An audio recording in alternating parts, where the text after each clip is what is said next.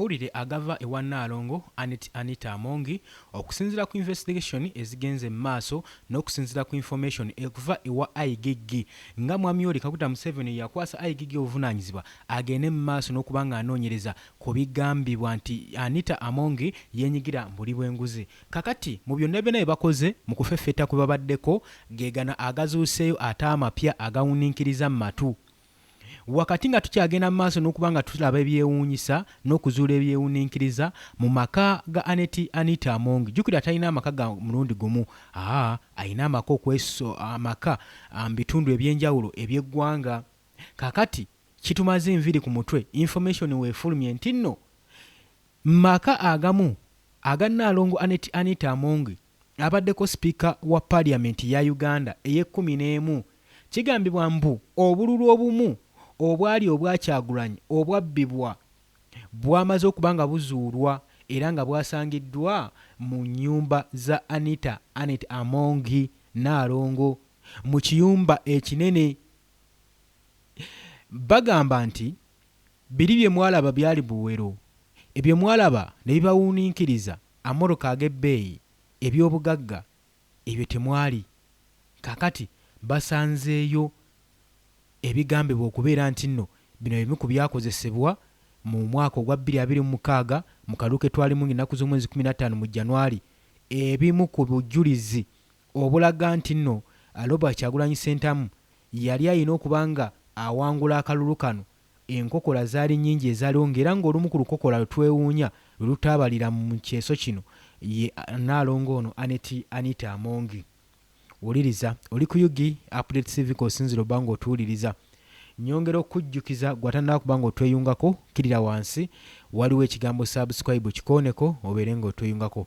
Jjukira amaanyi gonna bannansi ge baateekamu, amaanyi bannayuganda ge baateekamu, buli kimu nga wakiraba mu process.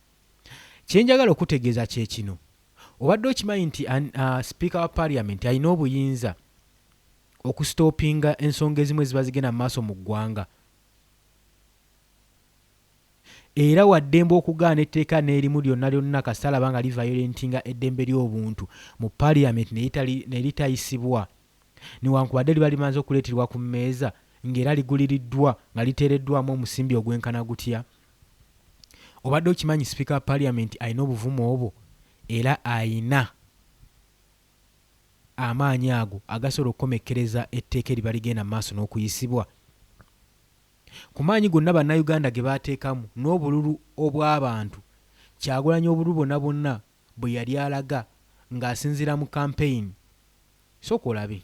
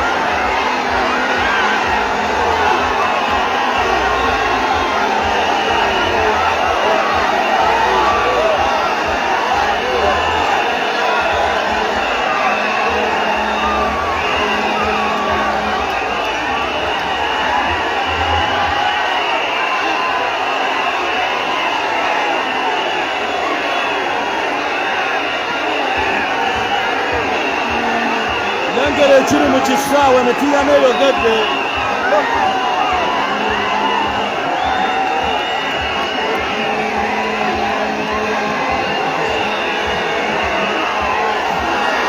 Wulira okuyaayaana kw'Abannayuganda, wulira okuyaayaana kw'Abannayuganda okwenkyukakyuka. Nnyabo!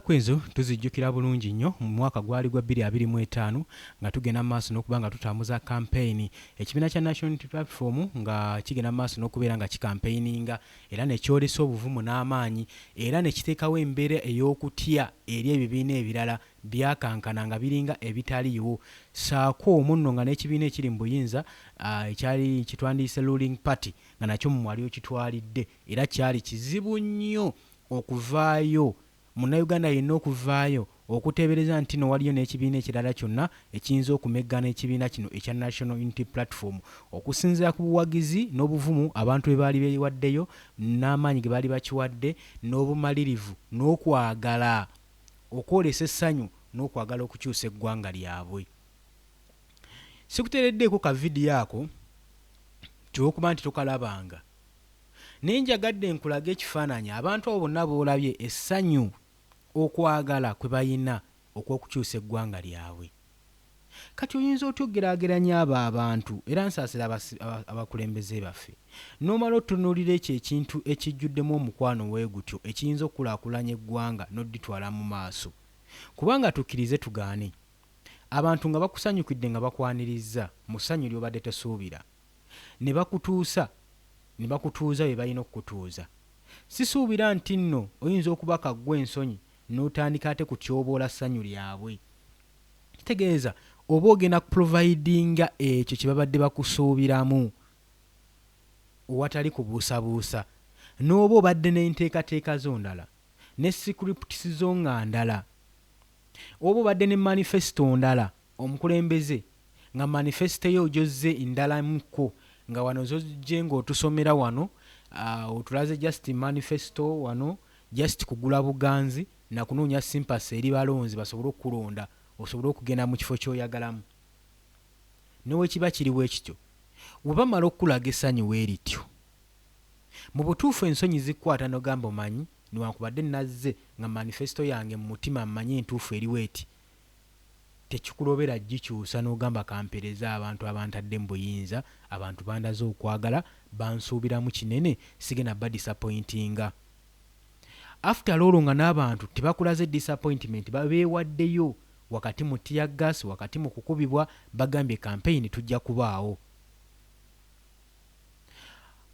Omukulembeze omu n'oveeri n'obuusa ekyo ekintu amaaso n'obuusa abo bonna bonna abantu abeetaaga saaviisi wabula ggwe n'osalawo saaviisi ogiwa omuntu ogwo omu gw'oba oweereza n'otafaayo ku emotions z'abannayuganda na mutima ki gwe bataddemu maanyi ki ge bataddemu okwolesa ekintu ng'ekyo okwagala okyusa eggwanga lyabwe. Anita Amongi bino byonna sigamba nti yayitabiraba yali abiraba ate nga weewunya ekifo kyalimu ekyobwa sipiika ayina kubeera nyuto sayidi zombi ng'aziweereza ng'aziwuliriza naye kyewunyisa sayidi emu yali egenda mu maaso n'okunyigirizibwa nga sipiika teyeefiirayo ng'ensonga ezo aziraba bulabi ng'oluusi amanyi n'okuvaayo ne yeepika mu lukuŋŋaana olw'eggwanga mu lukiiko olw'eggwanga ekkulu erya Uganda n'agamba nga wasuubiza ekibiina ekiri mu buyinza batagenda kuddamu kusumbukana n'aba opposition na ludda luvuganya. Can you imagine? Ebyo byonna byaliwo naye nga ffe tumutunuulidde tulaba.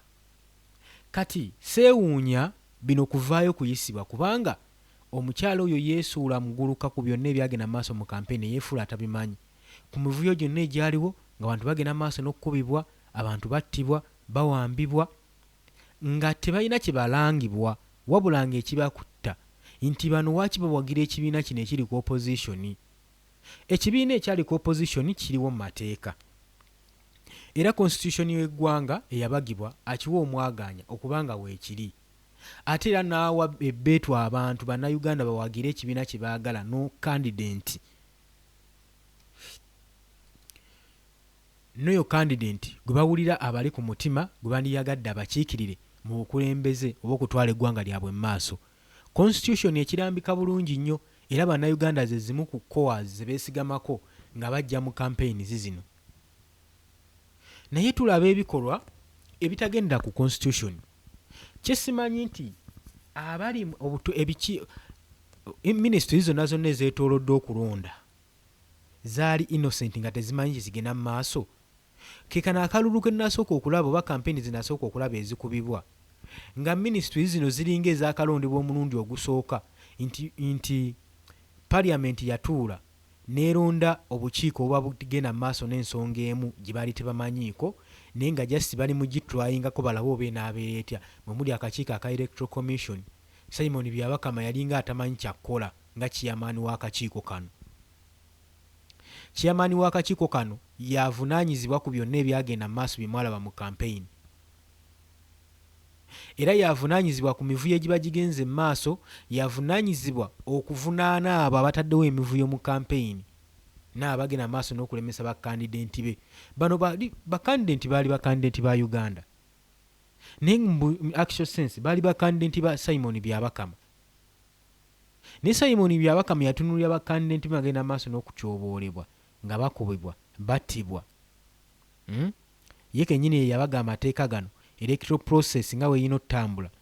Amateeka gano be bagabaga be bamanyi statistics engeri buli kimu gye kigenda okuba nga kitambulamu, naye n'atuula n'asirika busirisi era nga n'oyo abalowoozeseza nti ajja kuteekawo fair elections mu kulonda, era nga naffe bannayuganda tulindiridde akakiiko ak'ebyokulonda akakulirwa Simon Byabakama kagende maaso n'okulangirira nga kasinziira ku statistics zaako nga we twakalabako ddi oba nga yetwabalabako ddi nga bagenda maaso n'okupracticinga obwenkanya. Kati akakiiko kano obwenkanya oba nga bwakalema mu ntandikwa okubanga tebasobola kudifendinga bakandidenti baabwe saako n'abawagizi baabwe, golowooza biki ebyandisaliddwawo mu kaseera ak'okubala obululu n'ak'okulangirira eri eyo omulonde.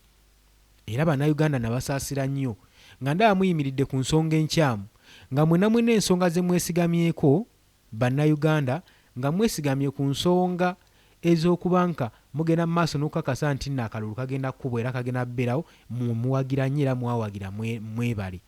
Naye mwandisoose okutunuulira akakiiko kano mu byonna byonna ebyandisaanidde okuba nga biprotestingibwa nga n'okulonda tekunnatuuka, kandibadde kakiiko kano aka Simon Byabakama okuba nga kagenda mu maaso n'okukangavula n'okuvunaanyizibwa sinakiini kayina okulizayininga nga tutandikira ddala okukavunaana ku byava mu by-elections ezaali e Kawempe.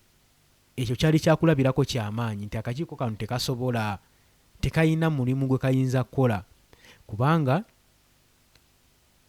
tutunuulira nga tulaba akakiiko kano ng'obuvunaanyizibwa kabweyambudde, activities ezaali zirina okukalingibwa akakiiko kano, exercise zonna zonna nga zigenda mu maaso n'oku-exercisingibwa ebitongole ebikuumaddembe. Muli abajeeti abajeeti be bali ku polling station be basitula boxi be balonda be baleeta obululu, UPDF, CMY, Uganda Police, nga gyoba nti akakiiko ak'ebyokulonda ko tekayina bakuumi baako. Akakiiko nno kolaba kwe ka providinga security eri ba candidates aba bayisimbyewo. Naye ekisookera ddala twalabira ddala obuli bw'enku obuli wano nga bakandidenti akakiiko be kateekawo n'abagadizi ke bateekawo akakiiko kateekawo bagadizi abalina okukuuma bakandidenti bano nga bali bavayirentingibwa, naye nga akakiiko katunula tekasobola na kudifendinga bagadizi baako. Kati ng'ogamba ke kakiiko ke kamu ke kagenda ofulumya results eziri fair, ke kagenda okulangirira results eziriyo, nze nali mbuusabuusa. So bannayuganda era gye mwakolera ddala nti protest vote gye mwali mugamba yali erina okutandika nga n'okulonda tekunnatuuka eri akakiiko kano ak'ebyokulonda. Kale ebyo byonna nga bigenda maaso twandigaye nti Simon Byabakama yalya era baamuwa akabaasa okusobola okutunulira ebyo nga bigenda mu maaso, ye akiragirawo bw'ato. Kakati tudda ku balala, minisitule endala eyandizannyeewo ow'obuyinza ki, ab'authority ki abandizannyeewo awo abanditaakiriza munnayuganda. Awo tudda ku parliament. Kale nga yo tennatuuka kusalawo, tudda kakiiko aka Uganda Human Rights Commission. Mariam Wangadya wakolawo ki? Byemu ku bintu bye mwanisaanidde okuba nga muprotestinga oba sinakini singa mwalaba nga baganye okubanga bakyusa mu nkola zaabwe temwandigenze kulonda bannayuganda. Nze mbabuulira nga temuyina backup akakiiko akalwanira eddembe ly'obuntu nga kagenda mu maaso n'okulaba ebikolwa nga bino ne kagaana okulwanirira mu abantu ne mugamba maaso n'okukubibwa n'okuvvoola era ne mugamba mbu mujja kujja mu kulonda nga kamaze okuba nga kalaba kabalaga ebikolwa bino ebibaddewo wadde n'okuvayo okukangavula ku ddoboozi ga bannange ebikolwa bimukola tebikkirizibwa constitution wa Uganda. Abo bawagizi ate ekyo kibiina kiri mu mateeka kiri mu constitution. Tewali muntu n'omu, tewali yavaayo wadde n'ogwo. Mariam Wangali asigala ali silent nga nsiise nga beefudde bino abatabiraba. Era ng'omala ogamba nti mu Uganda tutambulira mu system ya demokrasiya, twagala okupromotinga nnyo demokrasiya mu ggwanga lyaffe Uganda. Demokrasiya kigambo ndowooza lwafuuka luyimba wano mu Uganda. Akakiiko singa kano kaali kaboggoddeko akalivunaanyizibwa ku ddembe ly'obuntu, abantu battibwa baakubibwa. Mariam Wangali atunula nga gaye tamanyi bigenda maaso, tewali yali yagambanga mu statement ze bannange, era Katonda atusaasire, nti ye terabangako muntu yenna ajja mmuloopera ku lipooti n'emuntu waliwo eddembe erityoboolebwa mu kulonda, era ebyali bigenda mu maaso ye tabiraba. Kakati akakiiko akavunaanyizibwa mu ddembe ly'abantu, bw'oba tosobola kwekolera search nti eddembe ly'abantu likyoboolebwa ng'olinda bakuweebwa ripooti, kitegeeza you are not eligible okutuula mu kakiiko ako.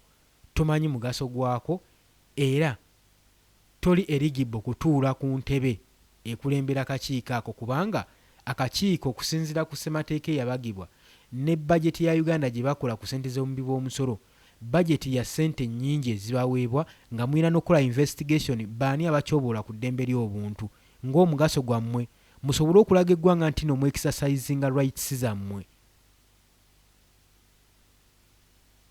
Ne statement ze nnyini ze yakola nga za kiboggwe nga zisaayiddwamu dda amazzi nti nze tewali yali avuddeyo kundoopera nti eddembe nti abantu bakubibwa bakolewa ati ku campaign ze issues yali agendanga mu maaso n'okuwa Mariam Wangali.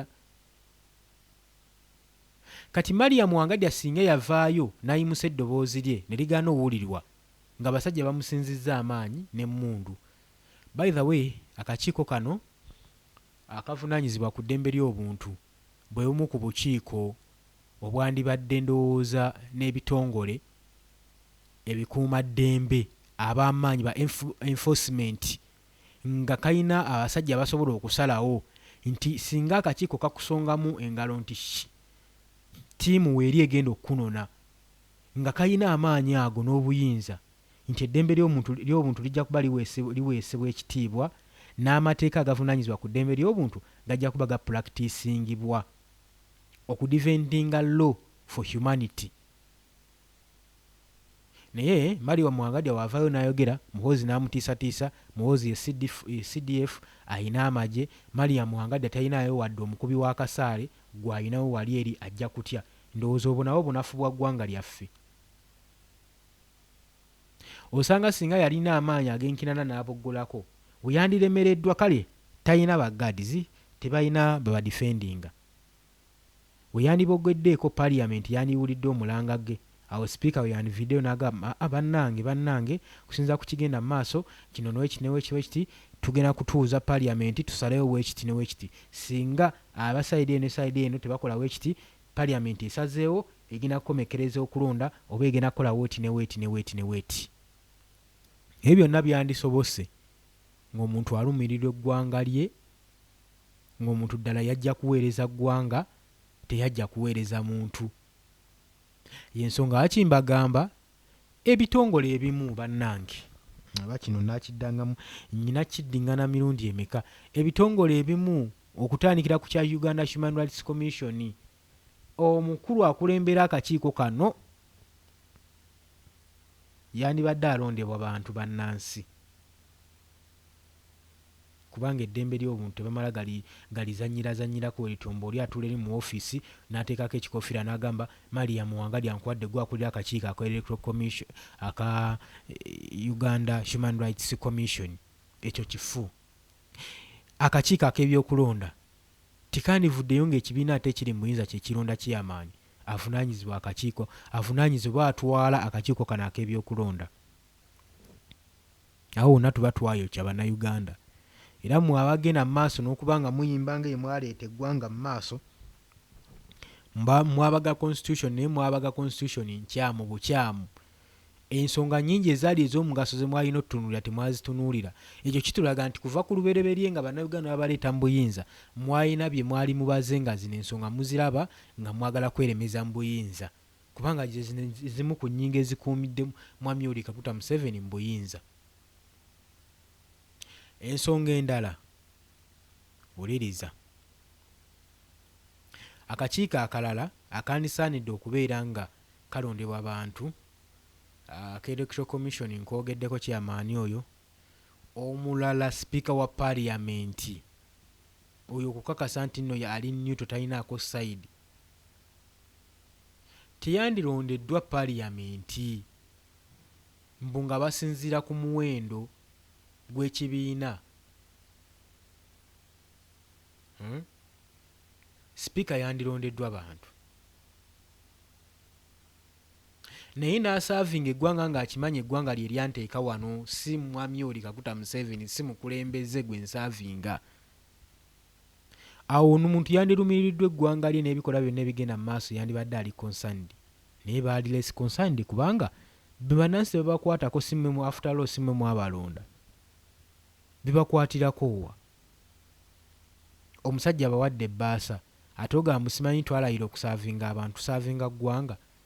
Ebyo tebiriiyo.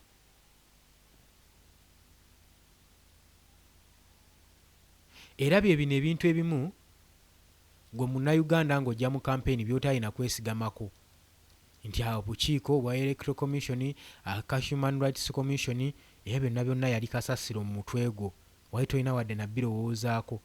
Ekyali kirina okujjira mu mutwe kwe kujja just okubwanja obuwanguzi buno naye mwandibadde temulonzi mwandize kubwanja buwanguzi bwammwe. Kakati ebyo byonna nga tubitadde wabbali tulandazze nnyo. Amaka ga Speaker Anita Among nga amaze okubanga gasalibwako aga Nnaalongo ng'okunoonyereza bwe kugenda mu maaso ebyavudde mu kunoonyereza byashookinze miliyoni z'abantu we basanze millions of ballot papers mu luumu ye emu mu maka ge mu luumu ya Nnaalongo. Mu luumu ya Nnaalongo Anita Among mwasangiddwamu millions of ballots naye nga zibadde zikolamu ki? Nze naawe tetumanyi. Nze naawe tetusobola kumanya. Olera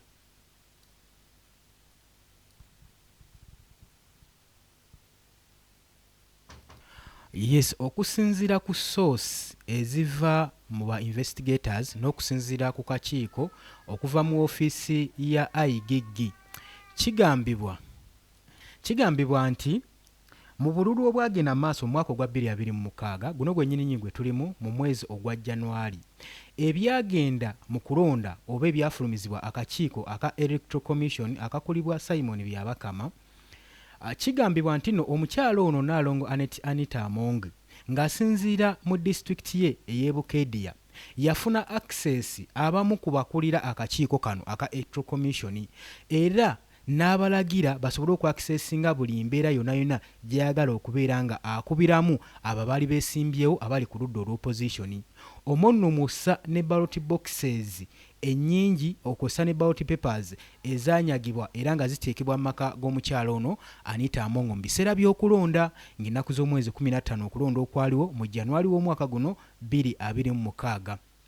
Kakati source era eyongera n'etangaazamu ng'egamba okusinziira ku information etambudde okuva mu Kampala n'okunoonyereza okuva mu investigators kigambibwa nti nno ballot papers ezaali zikonsaningiddwa okubeera nga zaali z'aba candidates abamu abaali bagenze mu maaso n'okuba nga beesimbawo mu Bukedia district bonna ballot papers ezaabwe ezaalondebwa abalonzi baabwe zaasangibwa mu maka g'omukyalo ono abaddeko speaker parliament Nalongo Anita Amongo. Kakati nno ekirala ekyewuniikiriza mu Bukedya district kigambibwa nti abo abaawangula akalulu baali favored n'omukyalo ono. Omukyalo ono buli gwe yayimiriramu n'agamba nti nno gwe tojja kuwangula, tojja kufuna buwanguzi mu disitulikiti eno, era tebaabufunanga okuggyako abo bokka abaali favored ne Nalongo Anita Amongi be baawaabwa omwaganya okusobola okulaba nga bawangula okulonda kuno.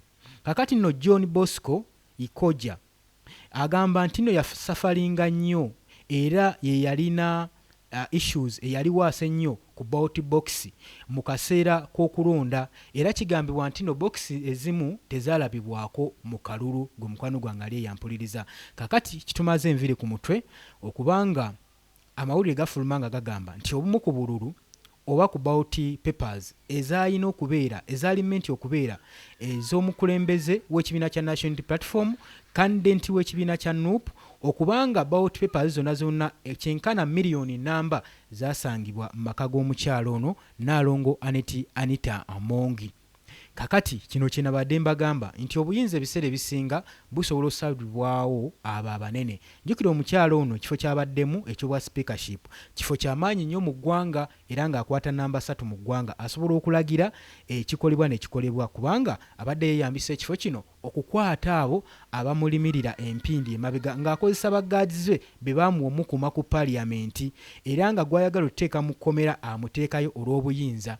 Naye kakati olutambi lwamukyukidde omukyalo ono Nalongo Anita Amongi. Jjukira gye buvuddeko tuze tubategeeza nti omukyalo ono Anita Amongi okusinziira ku biva mu Bukedya, abatuuze b'e Bukedya district bagamba nti bo beetaaga abeerewo by elections mu district y'e Bukedya olw'ensonga nti bo Nalongo ono tebamulondangako. Jjukira yajjanga unopposed era teyali mu biseera by'okulonda tewaaliwo yamwesimbako. So bannabukedya bagenda mu maaso n'okubeera nga bateekayo konsaani yaabwe nga bagamba nti ebyafuluma mu kulonda tebaabigenderako kubanga bo tebwaabwe mwaganya kulonda representative waabwe gwe baali baagala ku mutima okubanga bakiikirira mu disitulikiti eno ey'e Bukedya. Kakati birungi si birungi eri omukyalo ono Nalongo Anita Amongi. Wuliriza, njagala nkuteereko akatambi Robert Kyagulanyi Ssentamu ng'ayingidde disitulikiti ya Arua olabe obwagazi bw'abantu abaali concerned nnyo ekyali kikulaga nti nno abakulembeze baffe baali basaanidde okubeera nga nabo bateekayo omwoyo okulaba nga eggwanga oba oli awo lituuka ku nkola ey'okuba nga likyusibwa. Njagala owulirize.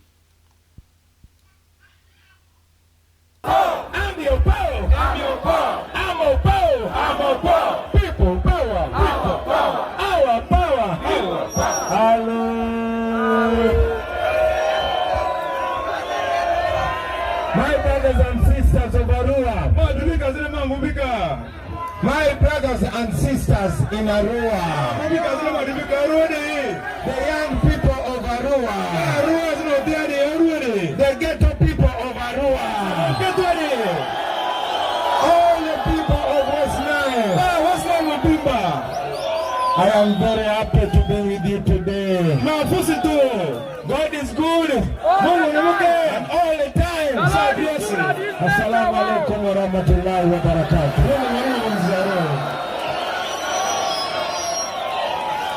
I'll tell you, I am very, very, very happy to be with you today. Thank you for being strong. Thank you for being fearless. Thank you for being fearless.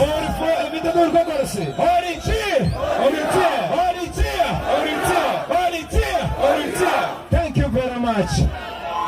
Today, I am very proud to be called Obini. The people of Arua, you have once again showed Ugandans an example.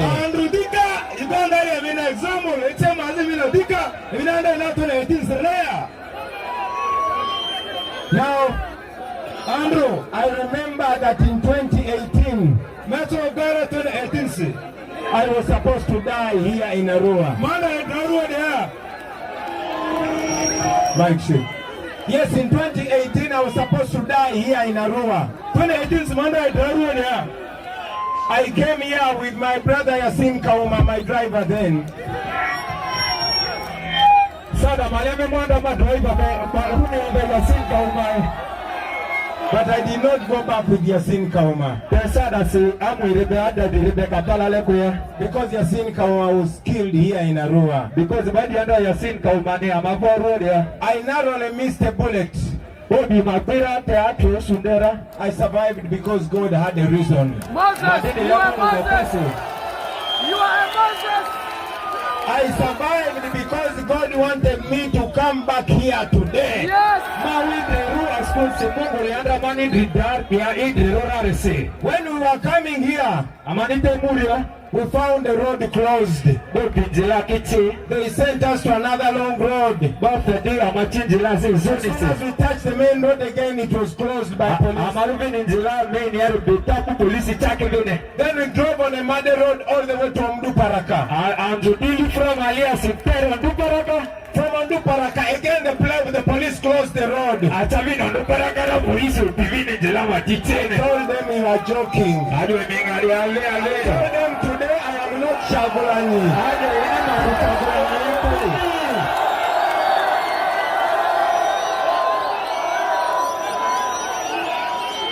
I told them that today I am not Chagulanyi. And today I am not Muganda.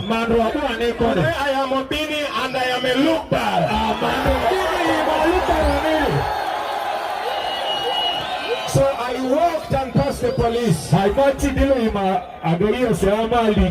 I'm so glad that all of you walked and passed the police. Now I want that to show you that when we decide and when we choose freedom, we can get freedom at any cost.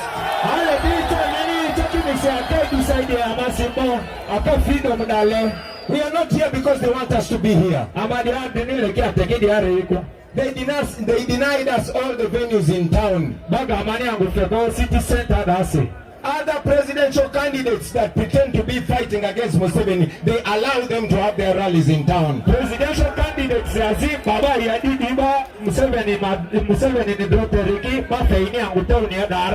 but they stopped us from meeting you in town. They thought you will fear to come to the forest. Say that, Rasta. Come again. They thought you will fear to come to the forest, so they sent us here, which is far from town. But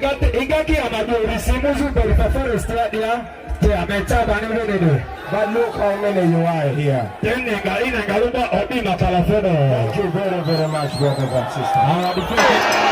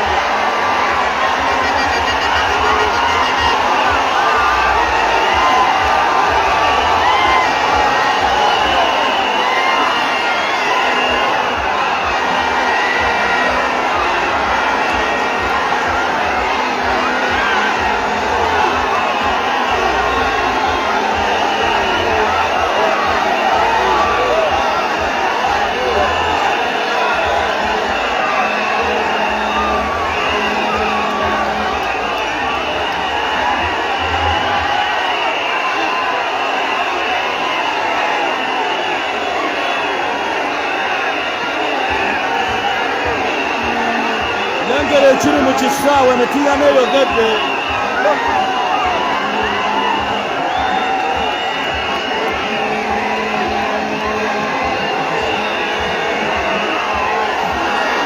Wulira okuyaayaana kw'Abannayuganda. Wulira okuyaayaana kw'Abannayuganda okwenkyukakyuka. Nyabo!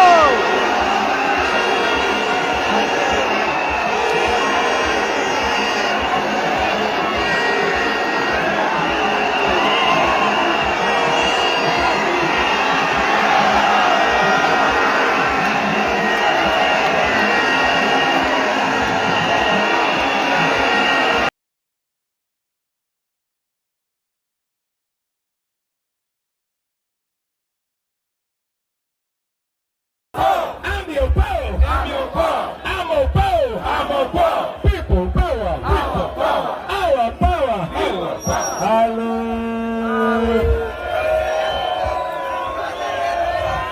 My brothers and sisters of Arua. My brothers and sisters in Arua. The young people of Arua. The ghetto people of Arua. All the people of West Nile. I am very happy to be with you today.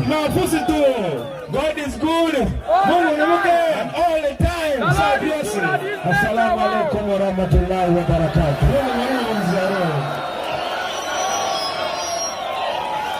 I'll tell you, I am very, very, very happy to be with you today.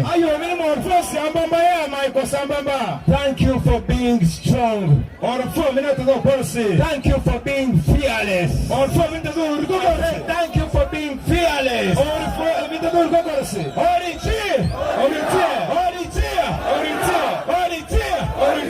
Thank you very much.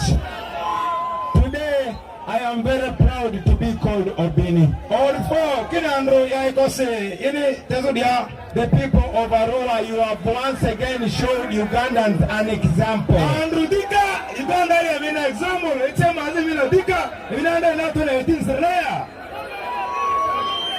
Now, Andrew, I remember that in 2018, I was supposed to die here in Arua. Mike Shea. Yes, in 2018 I was supposed to die here in Arua. 2018 I came here with my brother Yasin Kauma, my driver then.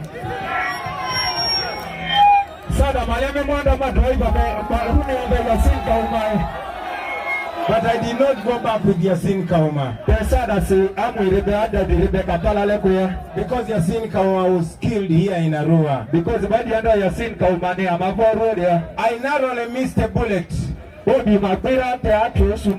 I survived because God had a reason. Moses, you are Moses. You are Moses. I survived because God wanted me to come back here today. Yes. When we were coming here, we found the road closed. They sent us to another long road. As soon as we touched the main road again, it was closed by police. Then we drove on a muddy road all the way to Mduparaka. From Mduparaka, again the police closed the road. I told them you are joking. I told them today I am not Shagulani.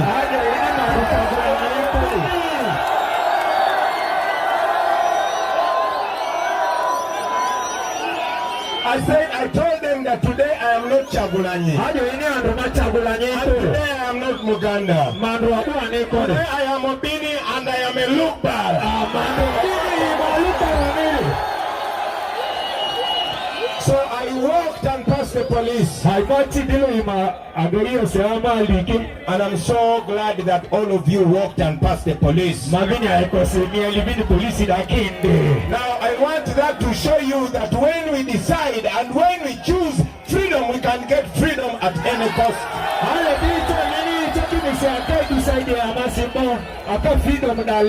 We are not here because they want us to be here. They denied us all the venues in town. Other presidential candidates that pretend to be fighting against Museveni, they allow them to have their rallies in town. Presidential candidates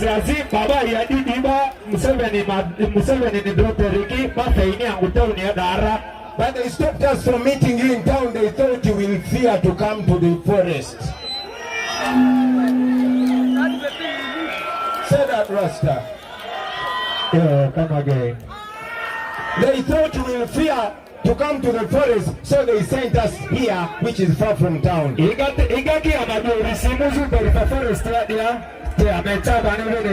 But look how many you are here. Thank you very, very much, brothers and sisters.